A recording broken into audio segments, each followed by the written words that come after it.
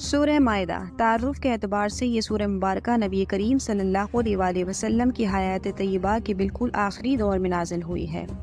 علامہ ابو حیان فرماتے ہیں کہ اس کے کچھ حصے صلح حدیبیہ، کچھ فتح مکہ اور کچھ حجۃ الوداع کے موقع پر نازل ہوئے تھے۔ اس زمانے میں اسلام کی دعوت جزیرہ عرب کے طول و عرض میں اچھی طرح پھیل چکی تھی۔ دشمنان اسلام بڑی حد تک شکست کھا چکے تھے اور مدینہ منورہ میں حضور صلی اللہ علیہ وآلہ وسلم کی قائم کی ہوئی اسلامی ریاست مستحکم ہو چکی تھی۔ لہٰذا اس صورت میں مسلمانوں کے سماجی، سیاسی اور معاشی مسائل سے متعلق بہت سی ہدایات دی گئی ہیں۔ سورت کا آغاز اس بنیادی حکم سے ہوا ہے کہ مسلمانوں کو اپنے عہد و پیمان پورے کرنے چاہیے۔ اس بنیادی حکم میں اجمالی طور پر شریعت کے تمام احکام آ گئے ہیں، چاہے وہ اللہ تعالیٰ کے حقوق سے متعلق ہوں یا بندوں کے حقوق سے متعلق۔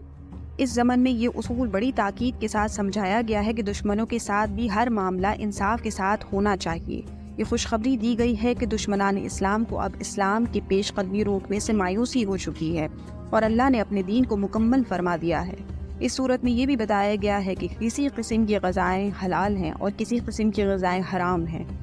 اسی سلسلے میں شکار کے احکام بھی وضاحت کے ساتھ بیان فرمائے گئے ہیں۔ اہل کتاب کے ذبیحے اور ان کی عورتوں سے نکاح کے احکام بھی بیان کیے گئے ہیں۔ چوری اور ڈاکے کی شرعی سزائیں مقرر فرمائی گئی ہیں۔ کسی انسان کو ناحق قتل کرنا کتنا بڑا گناہ ہے، اس کی وضاحت کرتے ہوئے حضرت آدم علیہ السلام کے 2 بیٹے حابیل اور قابیل کا واقعہ ذکر کیا گیا ہے۔